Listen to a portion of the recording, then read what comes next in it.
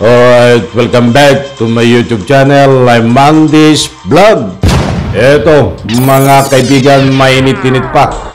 Nating bibigyan nun ng pagtatalakay, komentaryo tungkol dito sa very controversial na NBI. Inunahan ang kapulisan na pagsalakay, pagpasok diyan sa compound ng POGC upang arestuhin itong si Kibuloy. Alam niyo ba mga kaibigan na nangyari? Lumalawak ko ang panawagan na dapat ito ay imbestigahan. Itong direktor ng NBI ng Davao na si Albao. At lumalawak din ang panawagan ng taong bayan na kung pwede ito ay palitan, alisin diyan sa pisto bilang NBI Director ng Davao. Naku po, ay matindi. Mga kaibigan, hindi pa man lumalabas ang mga nagsiwalat dito. Dahil itong si Arlen Stone, ang dating pastoral ni Kibuloy na tinik din ni Kibuloy, na siya nga nagsiwalat din. Isa sa mga nagsiwalat ng hindi magandang gawain ni Kibuloy, nakitang-kita niya dahil siya ho ay membro ng KOGC before, tagasunod ni Kibuloy, subalit natauhan, hindi na kaya sikmurain ang mga ginagawa ni Kibuloy, kaya't siya po ay kusang tumiwalag. Sa puntong iyan, hindi niya pa sinisiwalat, ay kahit ako ho, ay nandun ho ang duda. Nandun ho ang maraming katanungan nang mapanood ko ho ang actual interview nitong si Albao pagkatapos ho ng pagsalakay at pag-aresto kay Kibuloy, subalit hindi man nahuli diyan po sa compound ng KOGC. Nag-iwan ho sa akin yun ng maraming malaking katanungan, mga kaibigan. Bago tayo magpatuloy, gusto ko pong kunin ng inyong panig, mga mahal kong taga-subaybay. Kayo po ba ay naniniwala na itong pagsalakay ng NBI diyan po sa KOGC, kaya inunahan ang PNP? Kayo po ba ay naniniwala ito ay isang scripted? Dahil marami ho ang nagbigay ng mga public opinion, marami na rin po ang nananawagan na ito ay dapat imbestigahan, dapat tanggalin diyan bilang NBI Director sa Davao itong si Albao, dahil di umano ito ay isang scripted ang naganap na pagsalakay diyan ho sa compound ng KOGC. Any reaction? Very important na mahalaga ho, mga mahal kong taga-subaybay, ang inyong public opinion. Kaya't may kalayaan po kayo kapag may pagkakataon magbigay ng anumang public opinion. Mga kaibigan, sa puntong ito ay dito natin bigyan po ng pagkakataon na sagutin itong mga napakarami na nagbibigay ng public opinion na kung pwede, ikaw regional director ng Davao, kung ayaw mong mapalitan diyan, ay magkusa ka na malis sa pisto kung may delikadisa ka pa. Bago po natin pagpatuloy, ay basahin po muna natin itong buhat kay Arlen Stone. Ipapakita ko po sa screen. Iyan po si Arlen Stone. At ito po ay tinalakay din ni Vlogcaster Armandin. At isiniwalat itong ika nga po ay nagkaroon ng palpak na pagsalakay diyan sa KOGC, dahil ito ay isang paraan nila para ligawin ang mga PNP na may malaking plano para sa pag-aresto dito po sa loob ng KOGC. But ito ang bigyan po natin ng pansin muli Buhat dito kay Arlen Stone, sabi niya, NBI Region Director Archie Albao was one of the Philippines official who received and accepted envelopes for cash from Kibuloy whenever he gave courtesy calls to Kibuloy. So, lilinawin po natin ito, mga kaibigan. Ito ay pinadaanan na din po natin doon sa ating vlog isang araw na ang nakakaraan. Subalit gusto ko pong bigyan muli ng linaw na ito pong si Arlen, nandiyan po sa screen, makikita nyo po, ay isa po nga nagsiwalat nitong mga hindi magandang gawain ni Kibuloy.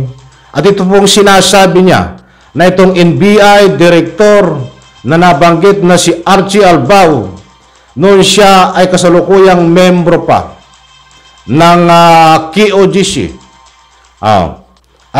Isa itong si Archie na nakaperol at tuwing may courtesy call ay nakakatanggap ng envelope.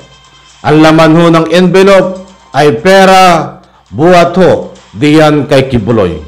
Yan pong nabanggit niya na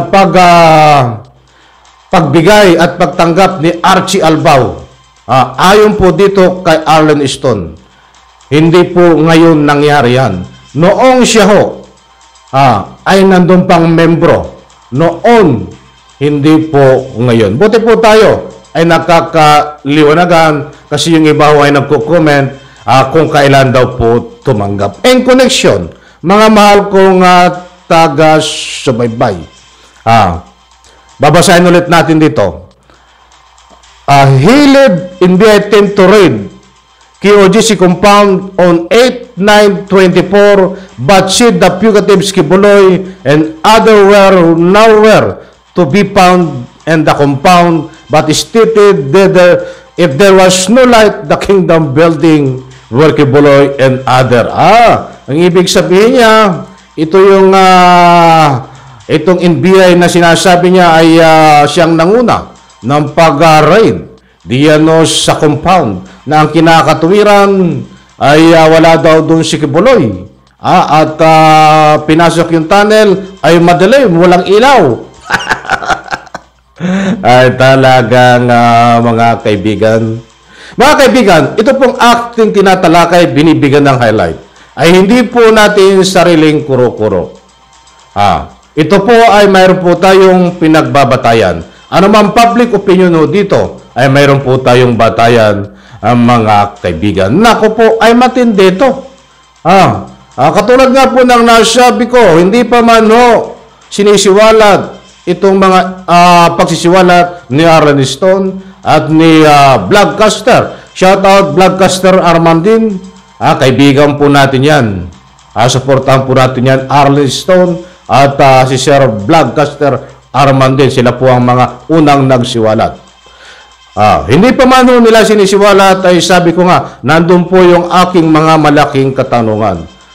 Mga kaibigan, ito pala ay bata. Bata din ho ni Kibuloy. Itong si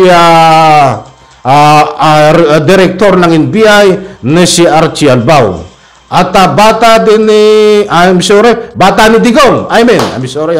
Bata rin ho ni Digong. At kapag bata ka ni Digong ho diyan, at tao ni Digong, ay automatic ho na ikaw ay bata rin ni Kibuloy. So lumalabas ho dito in connection na malapit, may pinagsamaan itong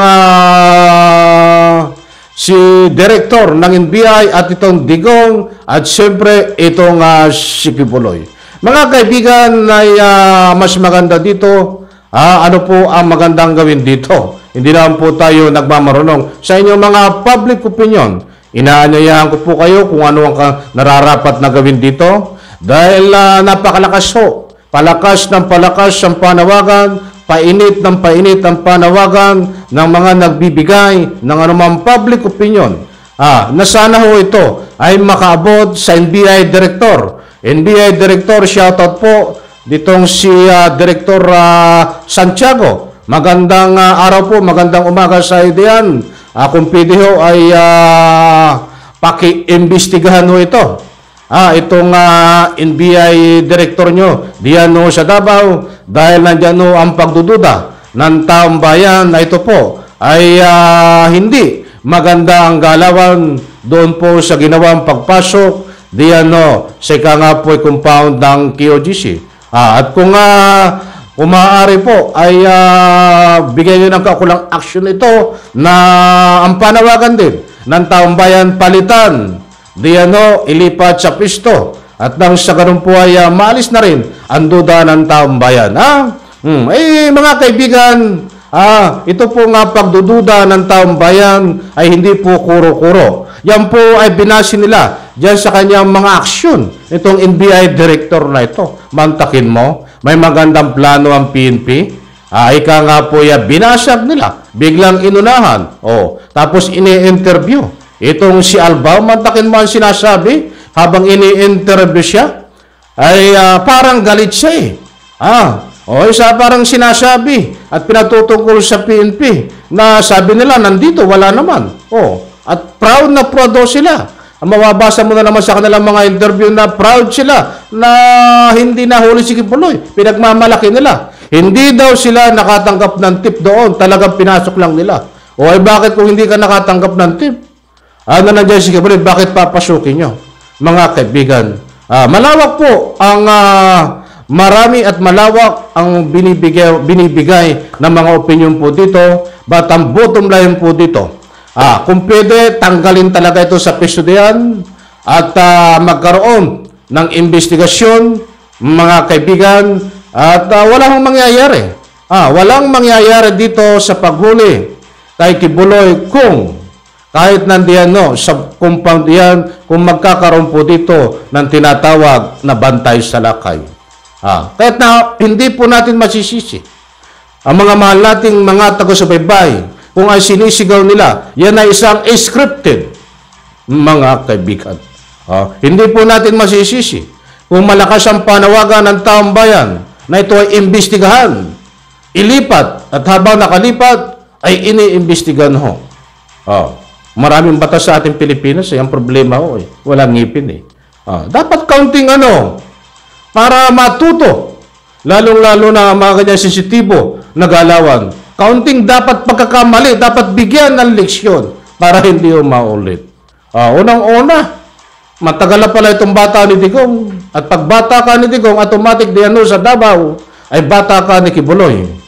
At according nga dito kay Arlington, doon siya ay nasa lupa ng KOGC. Isa ito sa nakapirol at tumatanggap ng naka-envelope na pera diyan kay Kibuloy.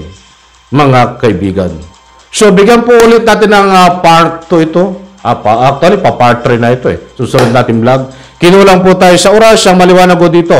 Hindi pa nahuli si Kibuloy at abangan po natin anuman ng aksyon na dinidevelop at ginagawa nitong kapulisan na nakahanda. Abangan po natin yan. Dahil sila po, ayon sa kanilang pangako, ay patuloy ang kanilang gagawing aksyon. Naghahanda po sila at nakahanda. Dito po sa pagpasok kay Kibuloy para sa compound ng KOGC para galugarin ang humigit kumulang 35 hectares na lupain. Alalahanin po natin, alam mo ho, ang ginawa ng NBI. Mahigit isang oras, 30 hectares ay hindi ho, ay natapos galugarin ang lupain na yon. Madilim ang tunnel, hindi makita si Kibuloy. Ayon sa NBI, nako po! Maraming salamat at palahin po tayo lahat. Sabay-sabay po natin i-like ang video na ito. Bye-bye, palakpakan.